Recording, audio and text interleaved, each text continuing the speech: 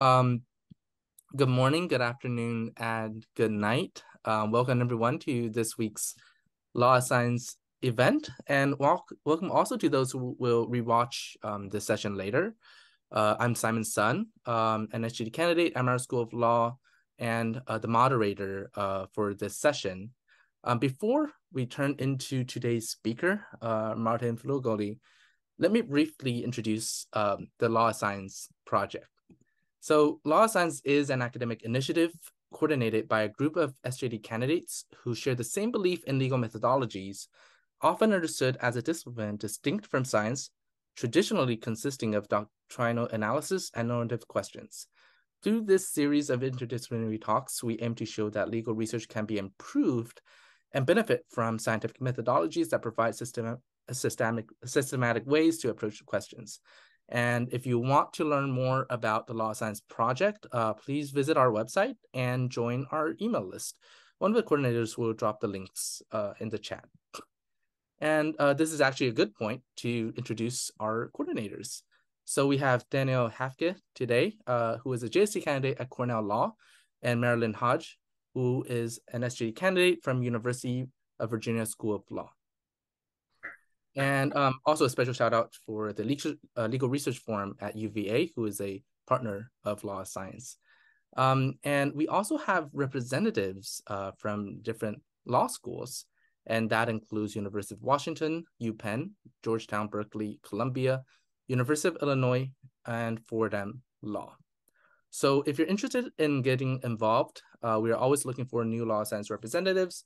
We also host a blog on legal methodology called Legal Method Lab, and we're currently searching for editors.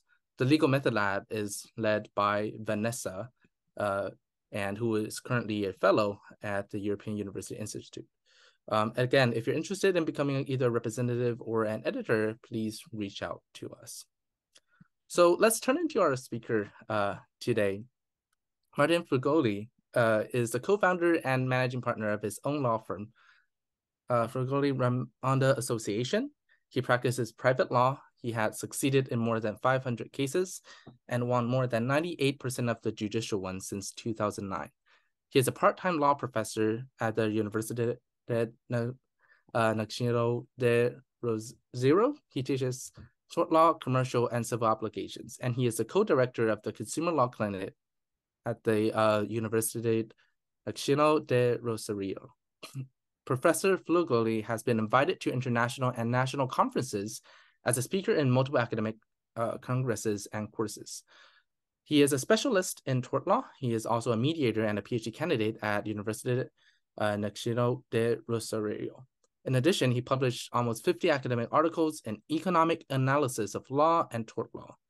Professor Frúgoli also collaborated on 4 books. He is the president of the Behavioral Sciences Institute at the Rosario Bar Association. Frúgoli is a permanent member of the Instituto de Análisis Económico del Derecho del, forgive me for my Spanish, del Universidad de Palermo, and a member of the American Bar Association. He has done postgraduate studies at the University of Chicago and Harvard University. Today's session is about cognitive bias and e-commerce via the platform. We'll have time for Q&A at the end, so please prepare questions. The event will be recorded and uploaded to our YouTube channel, so you can either raise your hand and write down your questions in the chat box, and we will read them for you. For now, without further ado, thank you so much for joining us, and the floor is yours, Professor Martin Frúgoli. Well, hello, everyone. Thank you very much, Sam, for your kind presentation. Thank you, everybody, for being here online. It's my pleasure to be here with you. Well, first of all, I would like to, let me see, sorry. Yeah, I would like to start with 2 phrases from Guido Calabresi that it says that behavioral economics brilliantly demonstrated behavior that the traditional economic theory could not explain. And then lawyers are necessarily empirical. As I'm a lawyer, I am very happy to say that we cannot avoid being institutionalists, and we are trained from the start to look at the cases, at the relationships, and real world situations. My view, it's always trying to look at what is happening in the real world situations, because when we analyze things like economic analysis of law or behavioral law and economics, we part from a different methodology that the traditional economic analysis of law used to take it into account. So today, I'm gonna have some approaches with behavioral law and economics, cognitive biases in e-commerce by the platforms, and uses and some abuses from the platforms. We see some observations, experiments on dark patterns that we don't have too much research about dark patterns. I was looking at the first one, and the first one was in August 2019. The first paper published in dark patterns, and I think it's a field that we can all work on this also. And one of the problems that we have, especially the civil law, it's the enforcement. I think this is all around the world, but for that, we also have some lawyers that we can collaborate with that point. Finally, we will be discussing some possible solutions that I would like to share with you. Well, if we think about the process of judgment and decision making, and we first analyze what's the model of the economist, we say that, okay, the rational expected theory, and people used to be rational, and so we have to change or varize the incentives, and after that we can change the behaviors. But as we all know, or at least of the last years, they've been criticizing that theory, and we know that we're not always rational. Sometimes we are emotional, semi-rational, and not rational or irrational. And that has some ancestral problem that our body produces when we are in dangerous situations. And when we are in dangerous situations, what happens to our body is that we segregate too much cortisol and adrenaline. So we are in a process that it's called heuristics. Heuristics, it's the shortcut, the mental shortcut to decide, as Kahneman will say, with the system one. So we can't stop and say, okay, I'm gonna think about this issue and I will see how many meters could I run, and then I will calculate the cost and benefits for fight or flight. But we have different views, because nowadays it is said that we take around 30,000 35,000 or 13,000 decisions per day. So they took too much glucose, too much energy, around 20% of our energy. It's because of we can't stop and say, okay, I'm going to take this decision. I'm going to analyze the pros and cons, and then I'm going to take this decision. 35,000 per day, it's too much to think in system two, as Kahneman will say.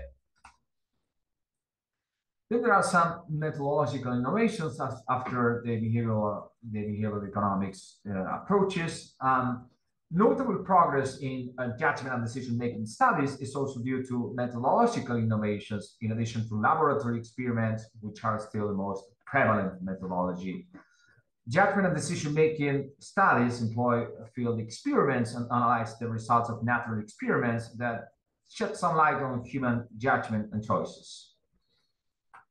Then the impact of behavioral law and economics, I don't have to say so much about that, because if we just see the papers, the different papers, and even if just to mention the American Economic Association of this year, Most of the paper presented by economists, scholars, and legal from the legal field also, they were empirical. So most of the papers in this Congress were empirical. And if we look at from 1980 through 1984, across all legal publications, only one single article mentioned the term behavioral economics.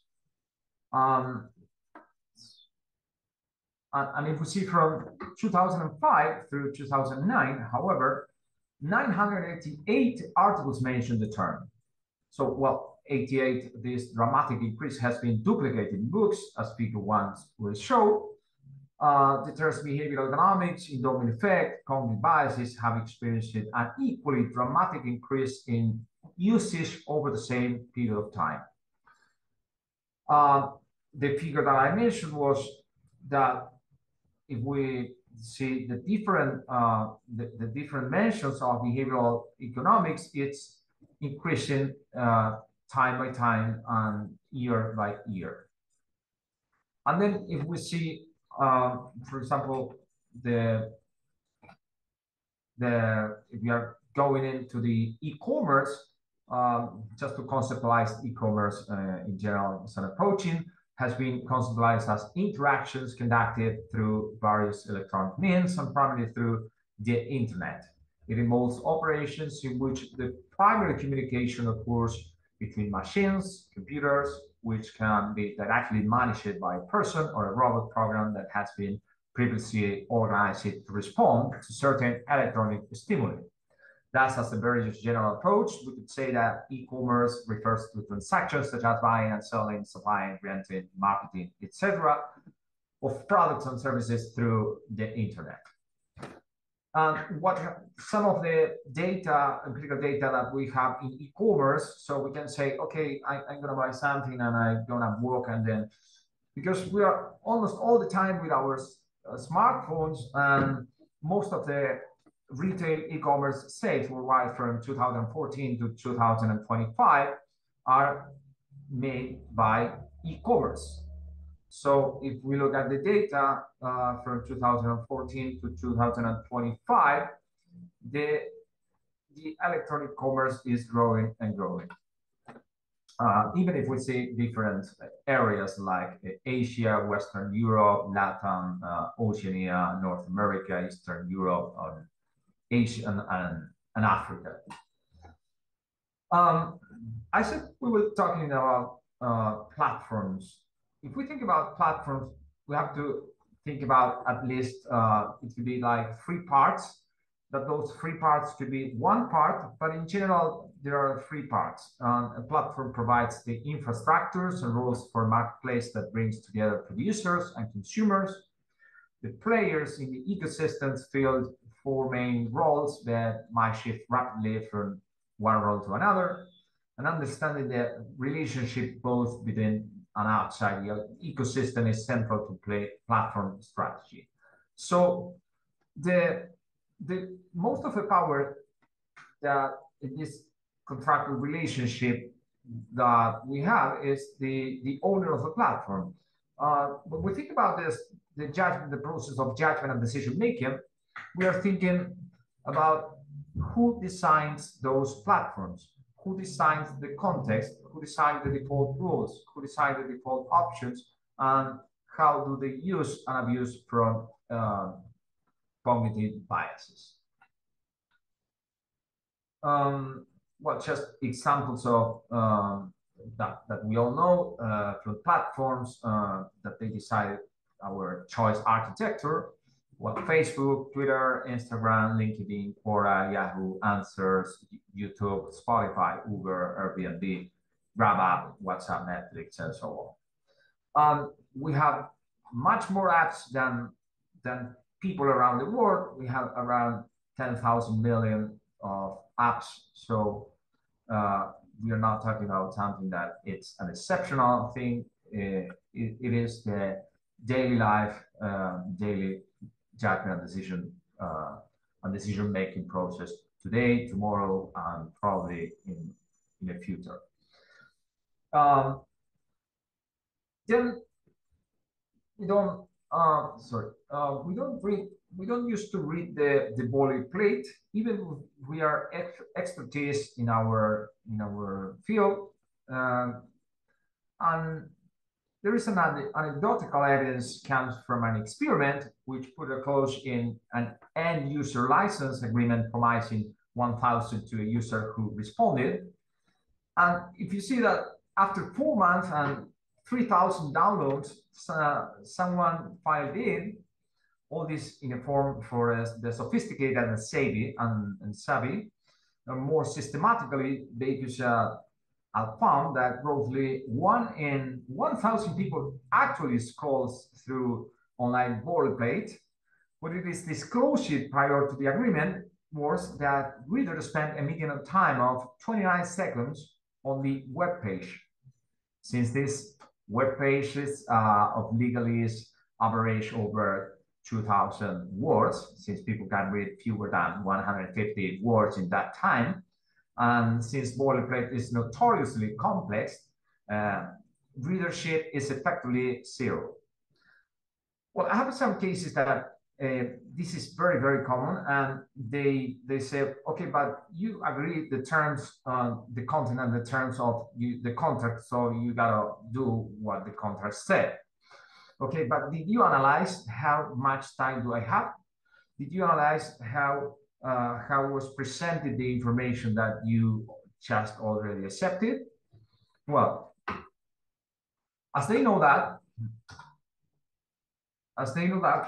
they also know how to work with some specific biases in those platforms, because we all know they want to earn much money. That is not good, that is not bad, but it depends how they exploit those specific biases, and the final solution that we will have will be, well, sometimes it's an empirical answer. So some of the e-commerce, the very useful e-commerce specific biases are, for example, availability heuristic, that is a mental mechanism that leads us to pay more attention to information that comes easily and readily to memory when making judgment and decisions in the here and now. Status quo biases, it involves the natural human tendency to maintain the current state of things and situations without making changes that typically require positive action. In other words, it's related to the law of least effort and inertia, where people tend to leave things as they are. In the end, it's not without reasons that product or service providers aim for automatic debits.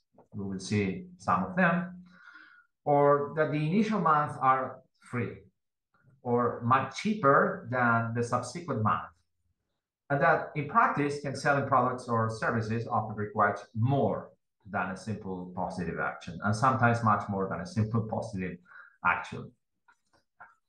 Other specific biases that are relevant to e-commerce by platforms, we have present bias. We all have those specific biases, more or less, and refers to people's tendency to assign greater weight to benefits, such as compensation, money, time, that are closer to the present moment when considering trade-off between two future moments. Framing effect, they use it so much, the framing effect, depending on the framing of information presentation, it can significantly influence human decisions. Anchoring effect, tendency of humans to rely consciously, semi-consciously, or unconsciously too heavily on the initial information provided when making decisions. And then it has different names and it has some similarities, bandwagon effect, groupthink and group shift, hard behavior. I like to call all of them the majority effect, or the majority bias. Loss aversion refers to individuals' tendency to be more affected by a loss of the same magnitude than a gain. even if the magnitude is exactly the same or the percentage of the probability is the same. Specific biases that are relevant to e-commerce platform. This is one that they use it so much. You know, when we are hungry, our mind it's focused on how to eat and where can we get some food. The same happened with anything that has to do with scarcity, because the scarcity captures the mind, and they know how to do it. And then if we analyze one of the first development of behavioral law and economics, a behavioral insight team from the UK, they made many research, and some of them were a manual that they call EAST, 4 Simple Ways to Apply Behavioral Insights.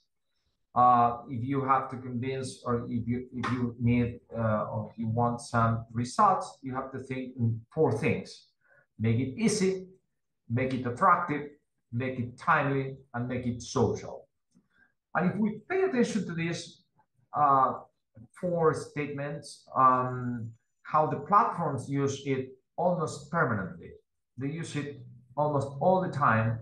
And if we go to any of our platforms that we have in our smartphones, we will see that most of the platforms are easy, timely, social, and attractive, just to say yes, to click in and say, okay, I got the contract, I got the product, I got the service that I wanted or not, but I just got that in a simple way, in an easy way, timely and social, exploiting the majority or the hard biases. Let's see some examples. For example, if we see in Apple Music, the first thing that we can see is get 1 month for free music for 1 month. And after that, you know that it's automatic debit. And so when you have to say, okay, but I don't want it more, well, then we'll see what will happen. But first, it's very easy, it's very attractive, it's social, and it's almost, as we said, timely. Sometimes it's more than 1 month, 3 months, 4 months, 6 months, 8 months, 10 months for free, supposedly, and then they charge it much more after that, and it's in general automatic. Then Spotify, as Kahneman would say, Waisiati, what you see, it's all there is. So the framing effect is here, music with no announcement, 1 month without any cost, supposedly. And after that, you have the default options. That is, it's gonna be you don't have to do nothing, you don't have to say anything, you just keep going, and you have keep paying for the future month.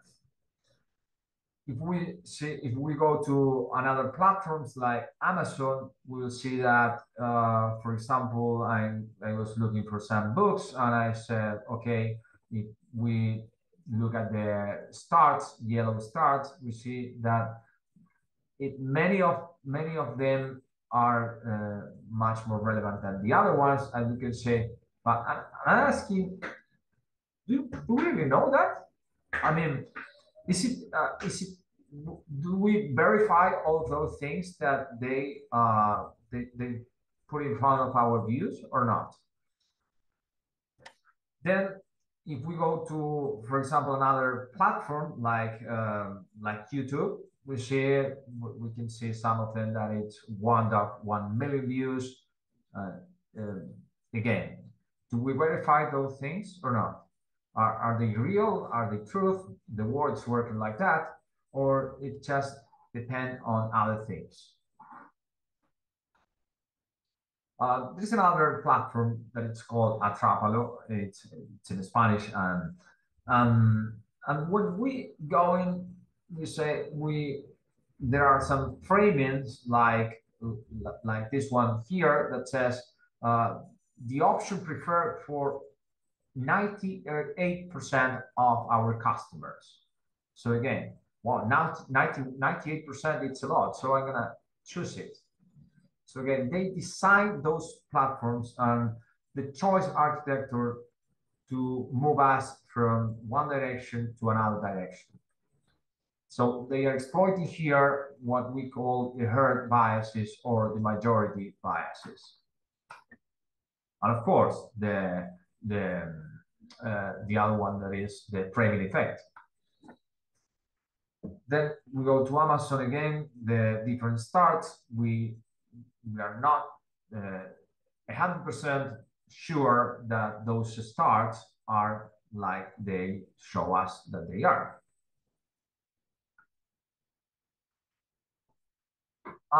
There is another thing that is scarcity, as we've been talking about the scarcity, and it says, I go into one platform and I'm going to buy one product or one service, and it says, well, you have just 3 minutes, or you have just 2 more products, and they are the last one. So if you don't get it now, you will lose it. So again, they are using and sometimes abusing from our cognitive biases. Well, booking, there are some of the research that have some empirical data about booking. Some of them show that, for example, in this slides, we can see that they use the framing effect and the anchoring effect. As you see, 11,163. It's not the price. The price is 8,943. And then, for example, we have something very different, because when we have to go in a contract, it's very easy, it's very attractive, and it's very timely and social, and nothing else than that. And they all know that we take per day, as we said, around 30,000 decisions per day or 35,000 decisions per day. So we don't have time to think in the way that the system do things. I mean, I'm gonna stop, I'm gonna analyze the pros and cons, cost and benefits, and after that, I will take a decision. I will read the paper, I will read the contract, and after that, I will go back to my computer or my telephone, and I will say, okay, that's gonna be great. I'm gonna do it. Because we are much more biased by the present bias, and this is, we have to decide now, and all of this design of the choice architecture are constructed from those platforms to us. But what happens when I have to ask for a claim? I need something to, I don't know, something to recover. I don't want the product that I have, or the product has some imperfections, or I just don't want the service of the product because my consent was vitiated because I wasn't reading what I was clicking, or it was some dark patterns that I didn't know, and I wasn't needing that I already contract. So then what they use is something very different that Dan Ariely called frictions and something called sludges. And frictions and sludges are the things like the opposite of being attractive, easy, timely, and social, because they take a lot of money, time, and sometimes emotional distress also. Some examples that we can think about is, and we can also see the real world of these electronic contracts. For example, we say, okay, you're gonna make a claim, you have to call 0800. and then dial 0987974974 and whatever. And after that, you have to wait again and dial another numbers, because this is not the correct area, and then you have to give me your personal data to go on for the claim. So it's, again, time. It costs a lot of time, it costs a lot of money, and it costs sometimes a lot of emotional distress. Another example is when we have to fill out complicated online forms. Sometimes we have many examples of those frictions and slapdages. Some of them are in the papers of those authors. It's very complicated when we have to, for example, apply to, I don't know, some of the universities or some of the institutional, even if they are public or private. When we have to ask for something, it's an action. It's not not an omission. So I have to waste energy, time, and money, and it costs again. So frictions, and frictions again. Mainly in the paperwork, or, for example, is standing in line at the motor vehicle registry, and many other examples. So again, it's very easy to go in a contract, but when I have to go out or I have to claim about something, they exploit it in a different way, adding frictions, adding slapdages for you to try to manage or to disincentivize the claim. So do they use and sometimes abuse exploiting cognitive biases? I think, as we've already been seeing, many of them are using and some of them are abusing from cognitive biases. There is another topic that, as I said, that it's very important in these platforms, all of those platforms, that we could analyze, and they are dark patterns. So in general, we can say that our users' interfaces whose designers knowingly confuse users, make it difficult for users to express their actual preferences, or manipulate users into taking certain actions. But up to here, we said that many of those things they exploit, they use dark patterns, they exploit or abuses from biases, cognitive biases, but it's not always like that, because sometimes those uses from the exploiting of cognitive biases are for our good, or at least for saving some time for us. For example, I'm not saying, of course, that Netflix is the platforms that we all prefer. Netflix also and sometimes abuses from the biases, but in this example, they are useful for save some of our times. And for example, Netflix has more than 5K titles, and the choice overload effect says that too much choice can overwhelm users, making it harder to choose something to watch. That is also called the overload information. That we have some papers about that. That's why Netflix's biggest challenge is limiting the size of its library, while it's still showing the most relevant titles for every user. And here is how they do it. As Joyce Jackson said, Netflix uses the cocktail party effect to grab our attention. And the cocktail party effect, it says that people pay attention to information that's relevant to them. The example could be that when we are, for example, in a disco or in some similar places, that we hear a lot of noises, but we are just paying attention to the guy or to the person, to the product, or to the service that we are interested in. And all of the other things are not important for us. So we focus our mind on that.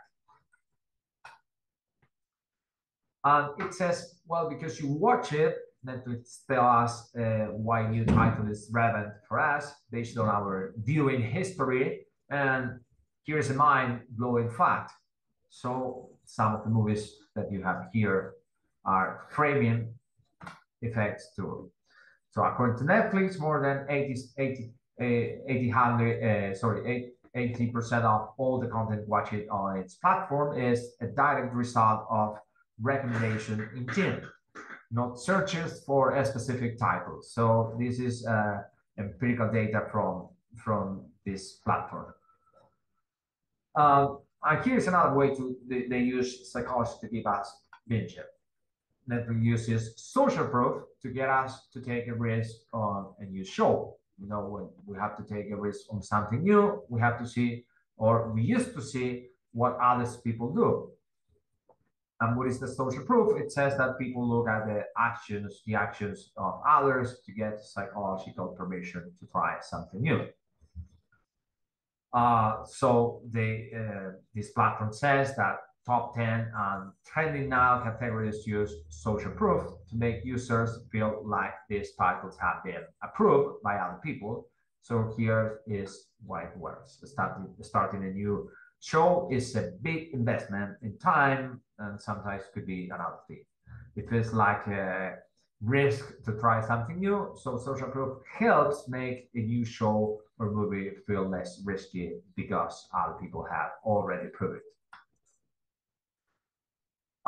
Then we have to talk about some possible solutions, discussing some possible solutions. We were talking about the negative aspects and then some positive aspect using the cognitive biases. But when we think about how some of the platforms use the refund policies, for example, like Amazon or Mercado Libre in Latin America, are there any examples? I would say sometimes they don't have frictions, they don't know sludges when you claim for a product, and so happy customers because they are just claiming that or giving back the products or services that they already purchased. So we could say that everyone could be better off if we analyze those refund policies, that they are not the same in the different platforms. That is why I observed some of the examples, some of the platforms for like Amazon and Mercado Libre.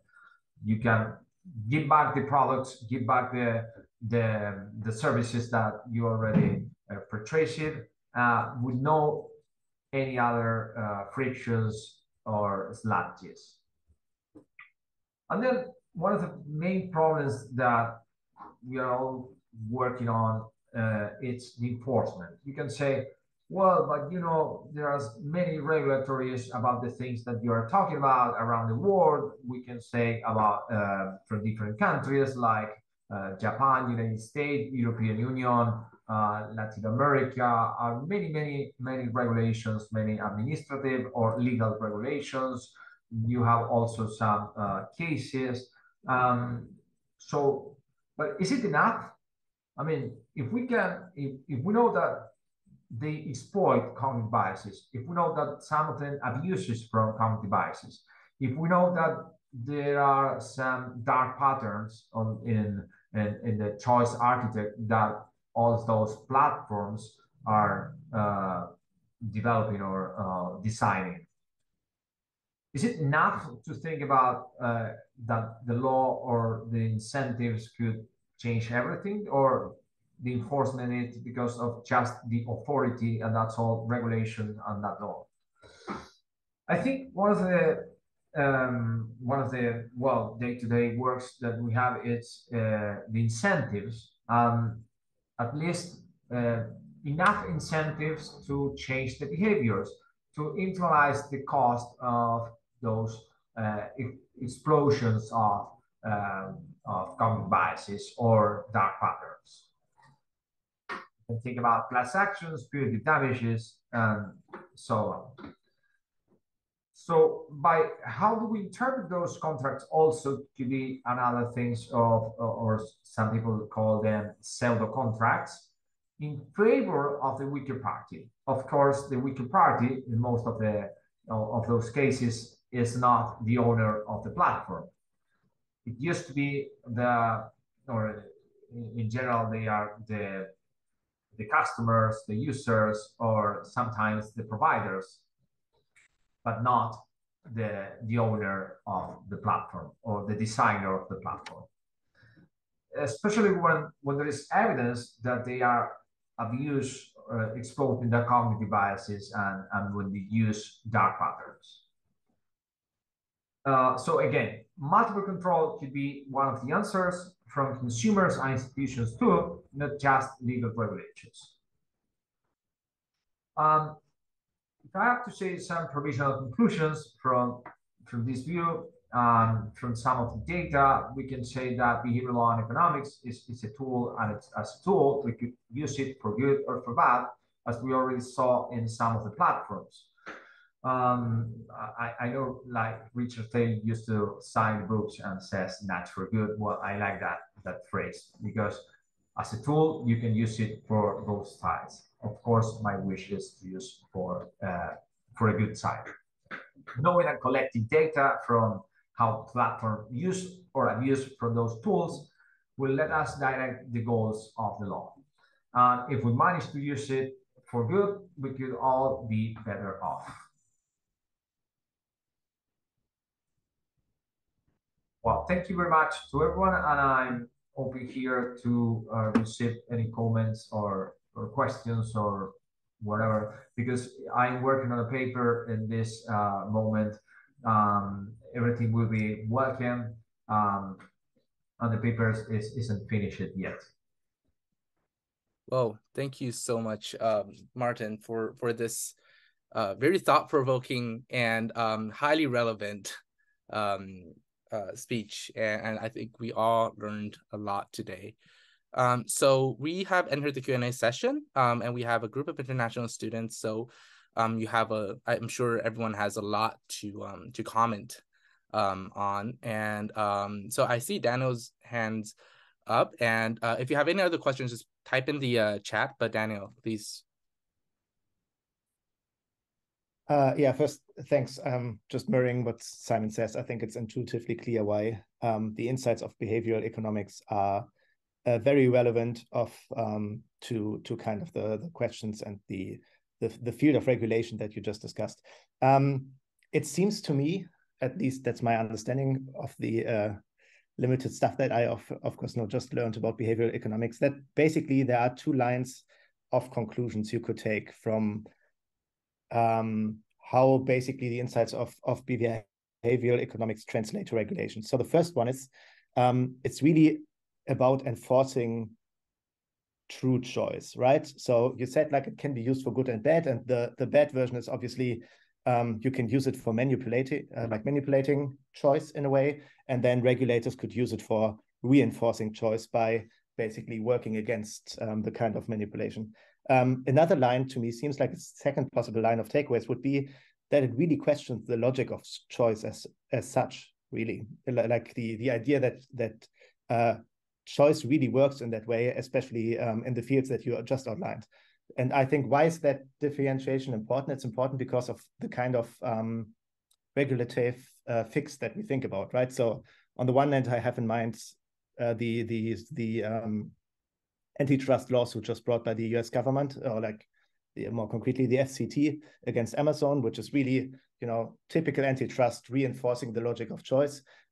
On the other hand, I have stuff in mind, like, for example, how the EU started to regulate, like a long time ago, actually, boilerplates, which basically leads us to that if you're a European citizen, you basically learn, even in law school, that you don't have to read boilerplates because they are so much regulated that they don't really influence anything, and everything else will be kind of worked out through either legislation or education on the issue. And then, of course, you can even think of much more radical kind of takeaways or conclusions of if you question the logic of choice for like a free market. So basically my questions are: first, do you agree with that takeaway? Or I'm going too far that there are basically two kind of school of thoughts of takeaways. And second, if that's the case, how does it basically complicate the issue for regulation on the whole topic? Well, I think, thank you, Daniel. I think that if you look at the regulations around the world, we can say, well, we have many good regulations around the world. And of course, first of all, there is no choice architecture that is neutral, as always Richard Thaler and Cass Sunstein used to say. We don't have a neutral choice architecture. But when we have some of the, as Daniel false in choices that we don't really know if they are false or not, because sometimes we know that, sometimes it's unconscious. But for example, I asked to ChatGPT, right now, and I said, okay, I would like to know, and then we can check it, regulatory frameworks and relevant law or guidelines that address cognitive biases in e-commerce by country and region. And if you happen to say the summary of this, I can show you many of those regulations. Some of them have some empirical evidence, and some of them are not. When I said empirical evidence, I said that it could be laboratory or field or by real humans or by algorithm, or as behavioral law and economics used to work. But for example, in the European Union, we have general data protection regulation that includes provisions related to transparency and informed consent. E-commerce platform must provide clear and easily accessible information about data processing to users, reducing information bias.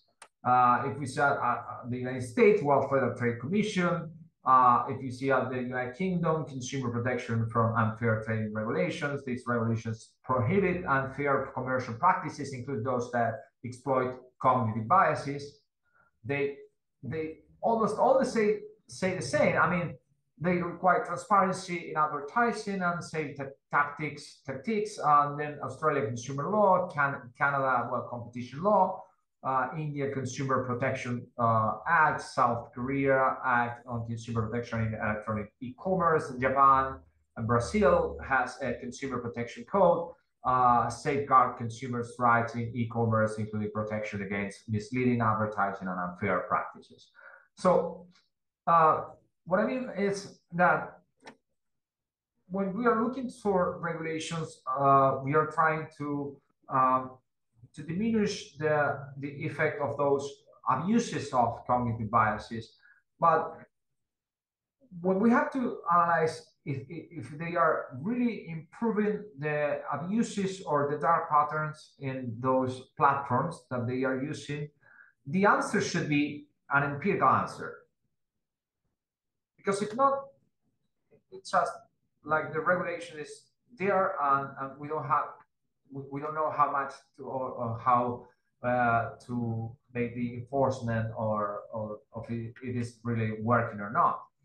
And that's why we all need to work on this.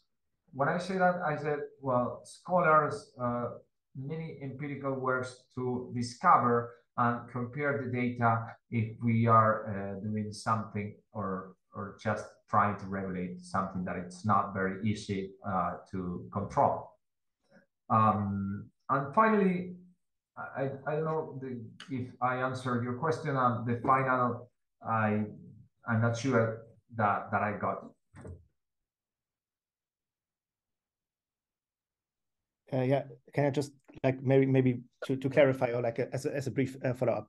So basically, a lot of the solutions that you described seem to me concerned with restoring the logic of choice. It's basically, we have to make this transparent so people really can choose between different options, right?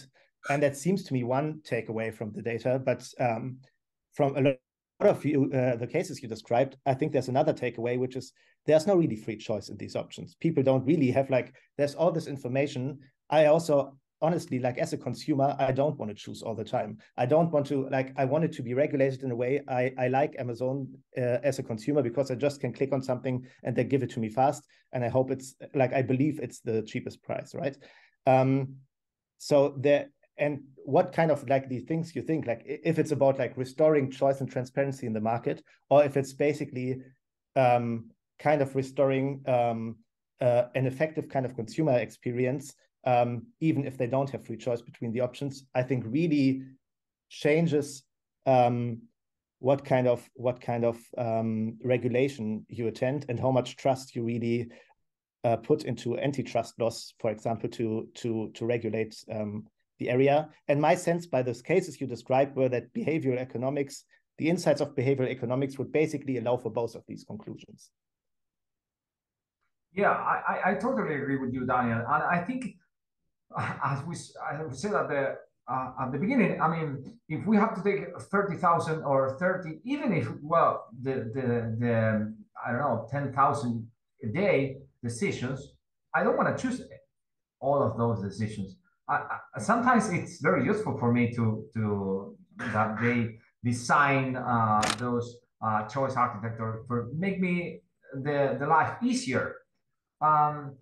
It's a difficult question because I think it depends. It depends on the harm that they could produce in the customers, because sometimes they produce no harm.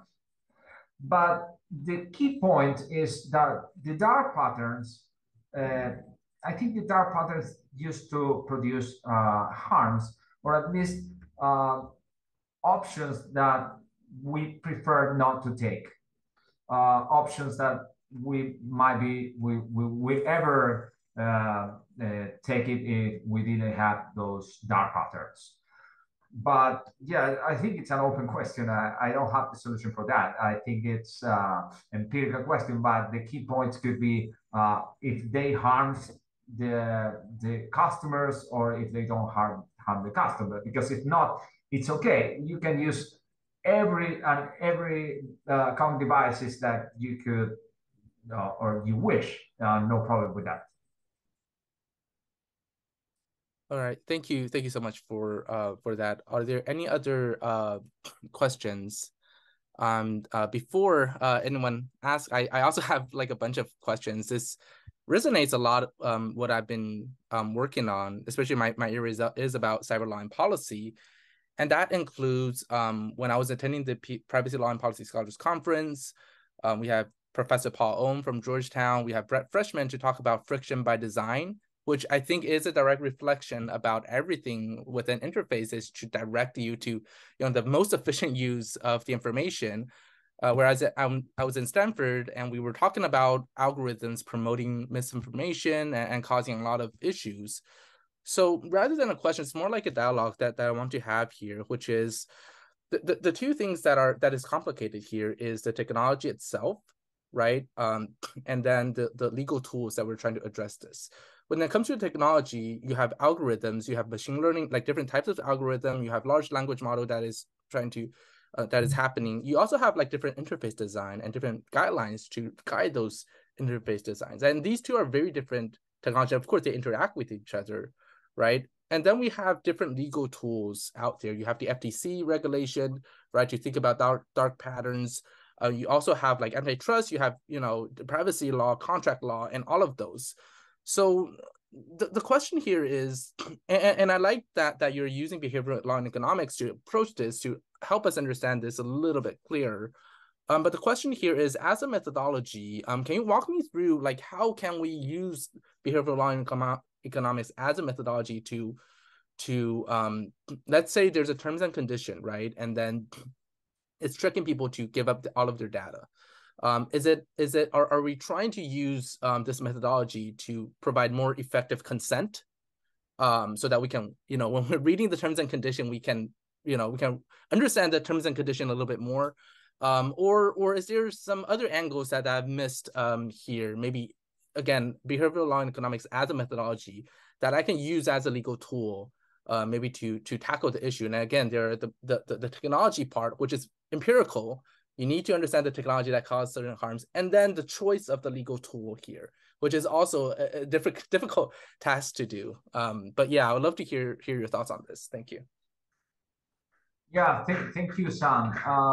I think one of the key points also to that is that let's think about a case. For example, I said, well, you're using dark patterns, and I don't have the technology to go in, because to disclose those things, I have to ask for a judge, and they have to permit me or allow me to do that, for example.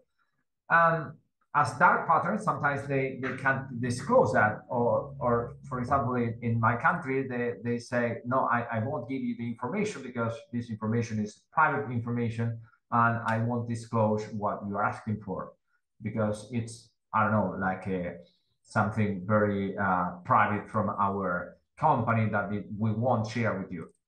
So it's like we have no answers to that. I mean, it depends on the harms that they produce. And we call here, for example, in my country, we have a strict liability for that. And we can say that you assume your risk as an entrepreneur. So if you commit any harm, you will respond, even if you don't disclose, or when a judge asks for you, you have a presumptions against you. And sometimes we solve those cases with that, but well, those are incentives. Behavioral law and economics sometimes could also contribute to that. For example, I have some cases that they say, okay, now who is going to create some frictions or sludges will be the judge against the platform, the owner of the platform. And I said, for example, you have to do something 1 month, the other month, and during 3 years. So you're creating a friction, let's say doing something like paying or any other behavior. And so they are creating, by behavioral law and economics, a friction against the owner of the platform. But it's the opposite that when I have to claim for the owner of the platform. In this case, the judge is creating that friction against the owner of the platform. Yeah, that's very very worrisome and but very fascinating kind of way of thinking about, right, like how we interact with the platforms and how we want to how we want to think about the issue involved. Sue, you have your hands up. Yeah, I was just thinking, I mean, the field of behavioral economics itself has sort of like recently been in a crisis, as with the Harvard research fraud scandal. So I was wondering what's your take on that, and whether that sort of like undermines or like affects your own research in law and behavioral economics in any way. Sorry, could you repeat what? Yeah, so recently there's been like a research fraud scandal with at Harvard. There's a professor called Francesca Gino who's been accused of like manipulating data in her research in her research of behavioral economics to come up with like false results, right? So this has caused people to question like the fundamentals of behavioral economics, and that whether it can actually properly assess people's behavior, and whether the insights this field has built up over time is actually like worth anything. Right. So I was wondering how that connects to your study of platforms, and how that might affect your own research. Yeah, exactly. Yeah, exactly. And there is also another author that, well, I have a friend here that knows about that. That Ariely, well, he was accused of falsifying some of the data. As we work with data, and any empirical studies that work with data, we have to verify every and each kind of data that we are working on, because we can also be manipulated by those data. as you mentioned before. So it's an empirical question, but what I see is the results that are from the use of behavioral law and economics, because we can say, well, we see the real facts, the real world, and then we can ask in that specific field if they are improving or not the, for example, the harms of that society or the harms of that customer. I think if not, it's just an abstract discussion or a doctrinal theoretical discussion. What I say it's okay. Let's look at this specific field and that specific society or that specific platform, if we are improving or not with those tools of behavioral law and economics. And of course, verifying that they are not manipulating those data or empirical data. All right. Well, thank you for the response. Unfortunately, we have ran out of time, like 2 minutes there. So thank you so much, Martin, for taking your time to share your research and having a dialogue with us. Thank you, everyone, for attending. But before I let you all go, let's take a picture together for social media purpose. So please turn on your camera, and I'm going to take a picture. All right. 1, 2, 3. Let's do another one. Since we won't just turn on her camera. One. All right. 1, 2, 3. All right. Well, again, thank you so much. Our next session will be in a few weeks on a very different but equally fascinating topic. We'll have Mila Versteeg from UVA Law to talk about how constitutional rights matter. And I hope to see you all again there. So thank you again, and see you guys in our next event. Thank you.